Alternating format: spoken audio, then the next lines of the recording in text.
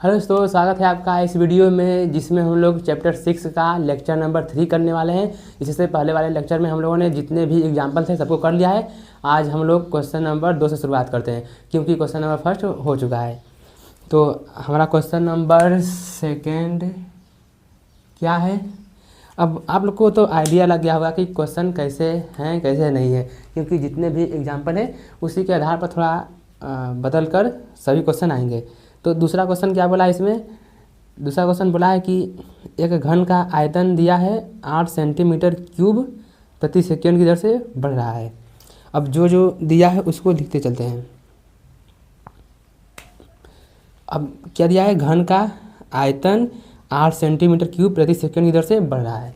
तो जो दिया पहले इसको लिख लेते हैं। तो क्या दिया है, ये दिया है घन के आयतन में परिवर्तन हो रहा है। ठीक है घन के आयतन में परिवर्तन हो रहा है। तो ये दिया हमें कि आयतन में परिवर्तन की दर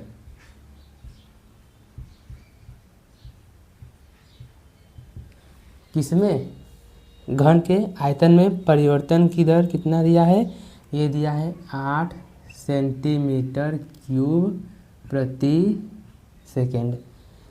अब समझना है, मैं आप लोग से बोला था कि सबसे पहले क्वेश्चन को सही से पढ़ना है। जो जो दिया रहता है पहले उसको हम लोग लिख लेते हैं, ताकि मतलब कि जो जो दिया रहता है उसको लिखते हैं तो क्वेश्चन आसान हो जाता है सॉल्व करने में। जैसे अब ये दिया था इसको लिख लिए, हमें पता है कि इसमें आयतन में परिवर्तन हो रहा है यानी dv/dt।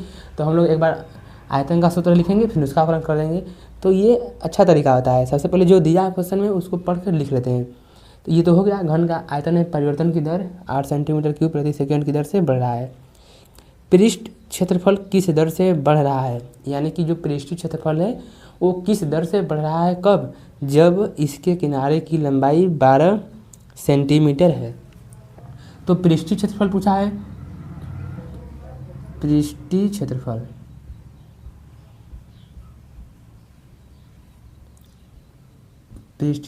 किस दर से बढ़ रहा है जबकि इसके किनारे की लंबाई 12 सेंटीमीटर है। तो मान लेते हैं पृष्ठीय क्षेत्रफल कितना है, ये है। अब पृष्ठीय क्षेत्रफल किस दर से बढ़ रहा है, मतलब पृष्ठीय क्षेत्रफल में परिवर्तन हो रहा है। तो यानी किसका मान पूछा है, ये पूछा है dA/में दर यानी समय, या फिर यहाँ से समझ सकते हैं समय की बात चल रहा है। यानी कि dA/में dt का मान पूछा है कब, जब किनारे की लंबाई कितनी हो, 12 सेंटीमीटर, ये हमसे पूछा है। ठीक है ना। तो क्वेश्चन में सबसे पहले क्या दिया है, हमें दिया है कि घन के आयतन में परिवर्तन की दर कितना है, 8 सेंटीमीटर क्यूब प्रति सेकेंड। तो इसमें पूछा गया है कि घन का जो पृष्ठीय क्षेत्रफल है वो किस दर से बढ़ रहा है, कब, जब किनारे की लंबाई कितनी हो, 12 सेंटीमीटर। तो इस टाइप का भी हम लोग क्वेश्चन कर लिया है। अब इसको लगते हैं हम लोग यहाँ पर लगाते हैं, इसको करते हैं हल। अब ध्यान समझना है, पहले क्या दिया है कि आयतन में परिवर्तन की दर। यदि मान लेते हैं कि ये आयतन नहीं दिया रहता तो हमें कैसे पता है क्या दिया है। तो यहाँ से यहाँ पर क्या है, सेंटीमीटर क्यूब कब आता है, आयतन में आता है। तो इसका मतलब कि भी का बात चल रहा है, यानी कि ये दे रखा है dV/में प्रति क्या है, सेकेंड, यानी t। dV/में dt का मान दे रखा है, कितना दे रखा है, ये दिया है 8 सेंटीमीटर क्यूब प्रति सेकेंड, मतलब ये हमें दिया है। देखो मैं इसी हिंदी को इसमें लिख दिया हूँ मैथमेटिकल में। आयतन में परिवर्तन की दर dV/में dt बराबर में 8 सेंटीमीटर क्यूब प्रति सेकेंड है। अब घन का आयतन होता क्या है, घन का आयतन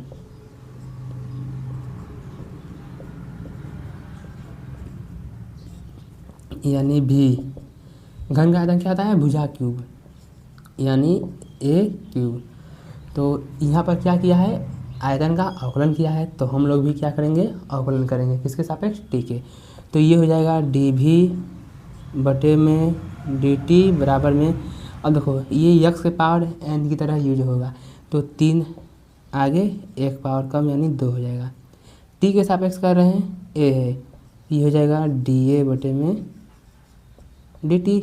तो dV बटे dt कितना दिया है, ये दिया है 8 बराबर में ये 3 है, a का मान कितना है, a का मान है 12 यानी 12 का स्क्वायर dA बटे में dt। ठीक, सही है। अब इधर करते हैं, तो यहाँ से dA बटे dt का मान निकालते हैं, कितना जाएगा, ये हो गया 8 और ये इसके नीचे आएगा, ये हो जाएगा 3 और 12 का स्क्वायर। अब भुजा है तो मात्रा किस में होगा, सेंटीमीटर प्रति, नीचे क्या है t यानी सेकेंड। तो ये तो अभी dA बटे dt आया है, हमें निकालना क्या है, पृष्ठीय क्षेत्रफल में परिवर्तन की दर। तो घन का पृष्ठीय क्षेत्रफल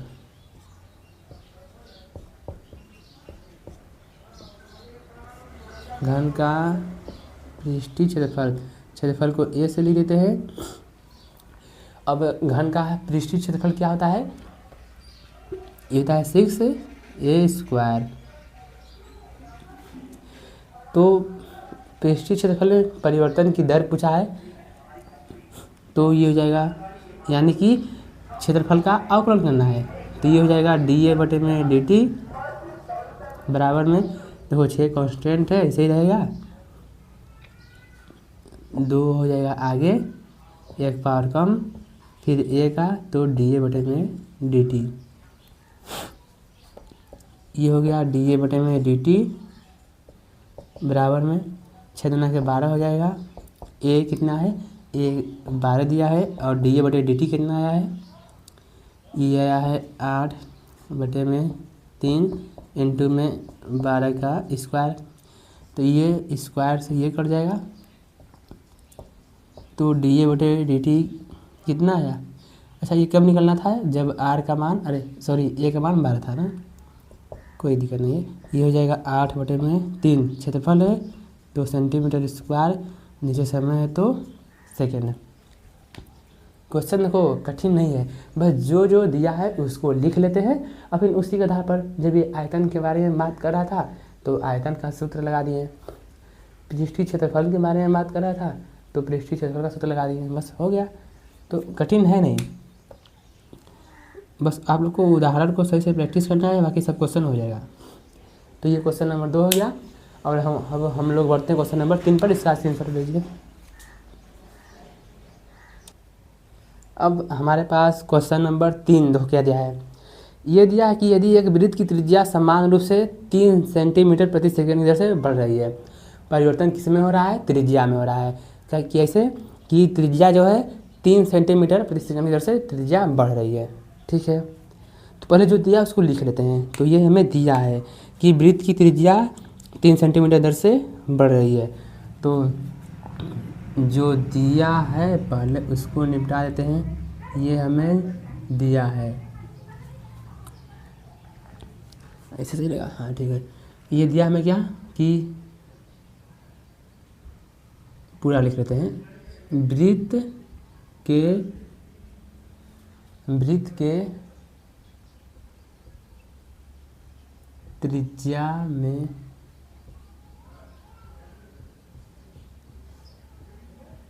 परिवर्तन की दर। आप लोग भी यदि ऐसे लिखेंगे बोर्ड एग्जाम में तो 1 नंबर भी नहीं घटेगा कि ये कितना दर से बढ़ रहा है, 3 सेंटीमीटर प्रति सेकंड की दर से बढ़ रहा है। क्या कि वृत्त की त्रिज्या में परिवर्तन हो रहा है, कैसे, 3 सेंटीमीटर प्रति सेकंड की दर से बढ़ रहा है, ठीक है। पृष्ठ क्षेत्रफल, ये दूसरा क्वेश्चन पढ़ने लगा, तीसरा क्वेश्चन था ना। ये दिया है कि वृत्त की त्रिज्या में, ठीक है, परिवर्तन हो रहा है इतना। ज्ञात कीजिए कि वृत्त का क्षेत्रफल किस दर से बढ़ रहा है, कब, जब त्रिज्या 10 सेंटीमीटर है। तो यानी कि वृत्त के क्षेत्रफल में परिवर्तन की दर निकालना है। तो वृत्त का क्षेत्रफल ऐसे लिखते हैं। तो वृत्त का क्षेत्रफल क्या होता है, पाई r²। तो इस क्षेत्रफल में परिवर्तन की दर बताना है, यानी कि dA बटे नीचे क्या आएगा, तो यहाँ समझेंगे सेकंड दिया है तो नीचे t आएगा यानी dt। तो क्षेत्रफल में परिवर्तन की दर पूछा है कब, जब त्रिज्या कितनी दी हो, 10 सेंटीमीटर। ऐसे क्वेश्चन को पढ़ कर समझना है और लिखना है, बाकी हल तो बहुत आसान है। जिसने क्वेश्चन को समझ लिया वो तो हल आसानी से कर लेगा। हमें दिया है कि वृत्त की जो त्रिज्या है 3 सेंटीमीटर प्रति सेकंड दर से बढ़ रही है। तो बोला है कि जो वृत्त का क्षेत्रफल है उसमें परिवर्तन की दर बताइए कब, जब त्रिज्या 10 सेंटीमीटर हो तब। इसको लिखते हैं हल। तो सबसे पहले क्या दिया है, वृत्त के त्रिज्या में परिवर्तन, त्रिज्या यानी r से लिखते हैं, यानी इसका मतलब कि ये dr बटे में dt दिया है। कितना दिया है, 3 सेंटीमीटर प्रति सेकेंड। ठीक है, अब ये तो दिया है, ये हो गया है। ये त्रिज्या 10 सेंटीमीटर है तो ठीक है, ये डी आर बटे डी टी 3 सेंटीमीटर प्रति सेकेंड हो गया है। अब देखो ये तो दिया है, अब क्या निकालना है, वृत्त का क्षेत्रफल। तो वृत्त का क्षेत्रफल क्या होता है, वृत्त का क्षेत्रफल ए ये होता है पाई आर स्क्वायर। ठीक है, मतलब इसी को लिख दिए हैं, वृत्त का क्षेत्रफल क्या होता है, आप चाहें तो बस ए बराबर लिख सकते हैं पाई आर स्क्वायर। ठीक है, तो ये क्या बोला है, टी के सापेक्ष अवकलन करना है इसमें। ठीक है, यानी इसका भी कर देते हैं, ये हो जाएगा डी ए बटे में डी टी बराबर में पाई कांस्टेंट है ऐसे ही रहेगा, आर स्क्वायर का हो जाएगा 2r, टी के सापेक्ष कर रहे हैं तो आर का फिर होगा कितना हो जाएगा डी आर बटे डी टी। तो ये हो जाएगा डी ए बटे में डी टी कब, जब त्रिज्या 10 सेंटीमीटर है तब। ये पाई हो गया है, इंटू में 2 हो गया है, आर का मान कितना है 10, डी आर बटे डी टी का मान 3। तो ये हो जाएगा डी ए बटे डी टी कितना हो जाएगा 60 पाई क्षेत्रफल है तो सेंटीमीटर स्क्वायर प्रति सेकेंड। हार्ड नहीं है ना, बहुत ही आसान है, समझे, बस क्वेश्चन को समझकर लिखना है। ये क्वेश्चन नंबर 3 भी हो गया। अब हम लोग बढ़ते हैं क्वेश्चन नंबर 4 पर, तब ले इसका स्क्रीनशॉट, खींच स्क्रीनशॉट। अब हमारे पास क्वेश्चन नंबर 4 क्या दिया है, ये बोला है कि एक परिवर्तनशील घन का किनारा है जो कि 3 सेंटीमीटर प्रति सेकंड की दर से बढ़ रहा है। अब देखो, अब यहाँ पर किनारे की लंबाई बढ़ रही है, यानी कौन बढ़ रहा है, किनारे की लंबाई यानी ए। ठीक है, ए बढ़ रहा है। घन का आयतन किस दर से बढ़ रहा है, जबकि किनारा 10 सेंटीमीटर लंबा है।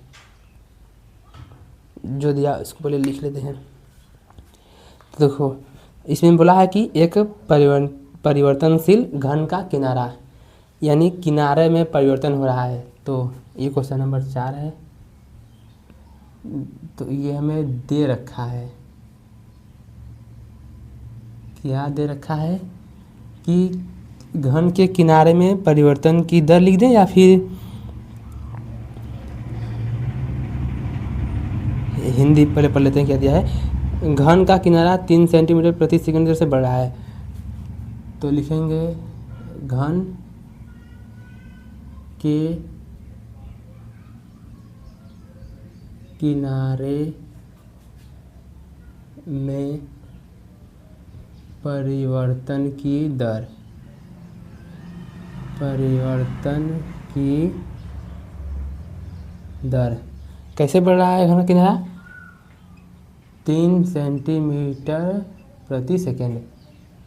तो घन के किनारे में परिवर्तन की दर दिया है 3 सेंटीमीटर प्रति सेकंड की दर से बढ़ रहा है। घन का आयतन किस दर से बढ़ रहा है, कब, जब किनारा 10 सेंटीमीटर लंबा है, यानी घन का आयतन बोला है। घन का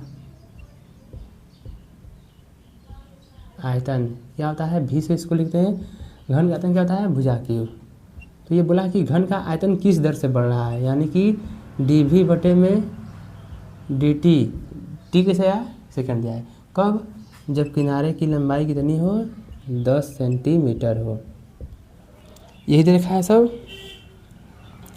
हाँ ठीक है, तो लगाते हैं इसको, करते हैं। आसान है, हार्ड नहीं। पहले जो दिया उसको लिख लेते हैं ऊपर से। देखो क्या दिया है, ये हल है।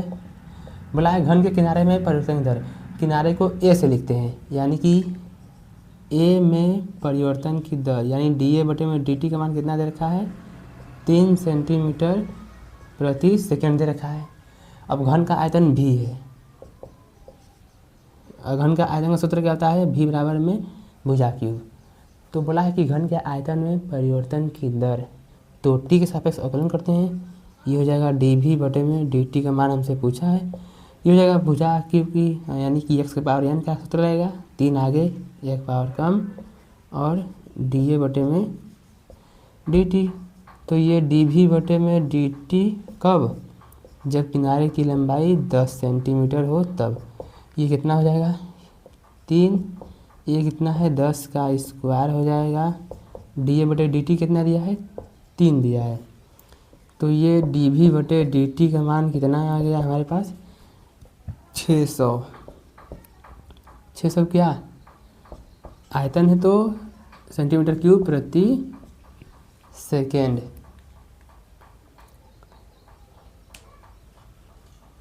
सॉरी 600 नहीं, ये 3 तरीके 9 हो जाएगा। अरे मुझे लगा 2 है, ये हो जाएगा 9 है, आंसर शीट सामने। ये हो जाएगा 900 सेंटीमीटर क्यूब प्रति सेकेंड। तो ये हो गया हमारे पास क्वेश्चन नंबर 4। अब देखो जो 5वां क्वेश्चन है वो सेम टू सेम कैसा है मैं बता दे रहा हूँ। उदाहरण नंबर किसकी तरह है, तो इसका स्क्रीनशॉट लीजिए, इसका स्क्रीनशॉट, क्योंकि मैं 5वां क्वेश्चन नहीं कराऊंगा, वो किस में रहेगा, HW में। समझा दे रहा हूँ ना। जैसे देखो यह है कि एक स्थिर झील में एक पत्थर डाला जाता है, जो 5वां सवाल है, जिसकी तरंगे कितनी है, 5 सेंटीमीटर प्रति सेकंड की दर से चलती है। देखो मैं बताया था ना पिछले लेक्चर में कि जो पत्थर फेंक दिए तालाब में, तो ये तरंग चल रही है, ये तरंगे चल रही हैं, तो ये जो त्रिज्या है वो बढ़ रही है। से वही सवाल है, ये तो हो जाएगा, मुझे लग रहा है हो जाएगा, ठीक है ना। तो 5वां सवाल आप लोग कर लेंगे, मुझे पता है। एकदम एग्जाम्पल की तरह है।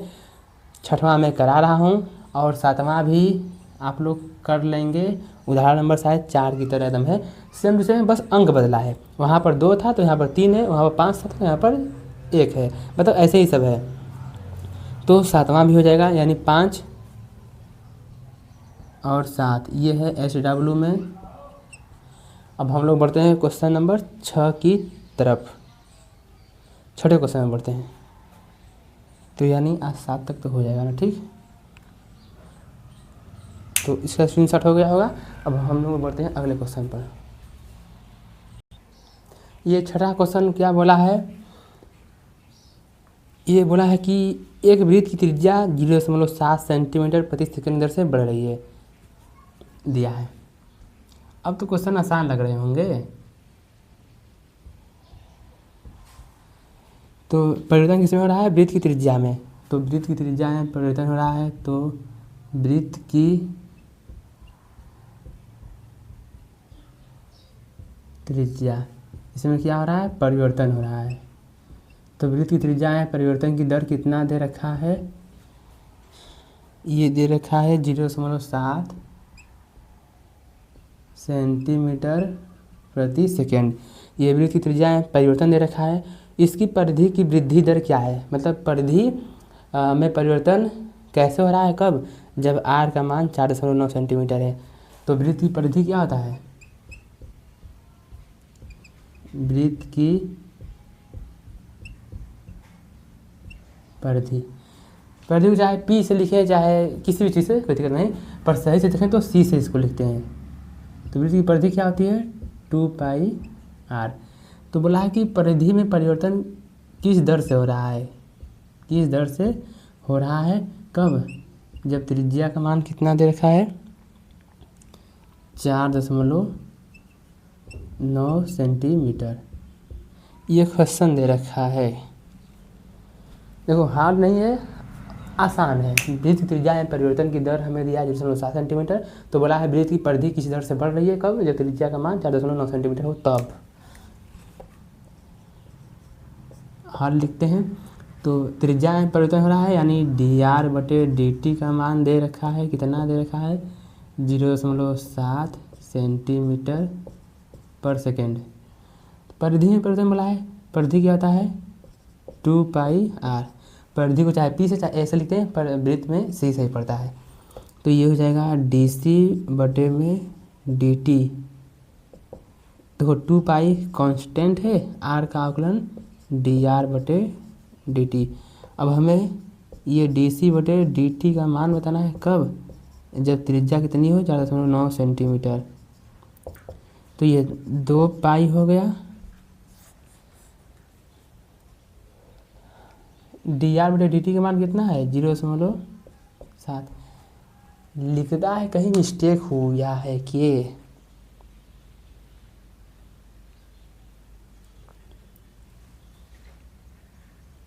क्योंकि इसमें r का कहीं ज़रूरत ही नहीं आया, r का इसमें कोई ना। एक बार निकालते हैं, फिर आंसर मैच करते हैं। dc/dt ये 2 हो गया। पाई का मान रखते हैं 22/7, इंटू में ये 0.7 है, तो दशमलव हटाएंगे तो 10 का हो जाएगा गुणा भागा, ये जगह 70 हो जाएगा। ठीक है, ये कट जाएगा यहाँ से, तो ये बचा कितना? 10 बार में, तो ये 22 दूनी 44/10।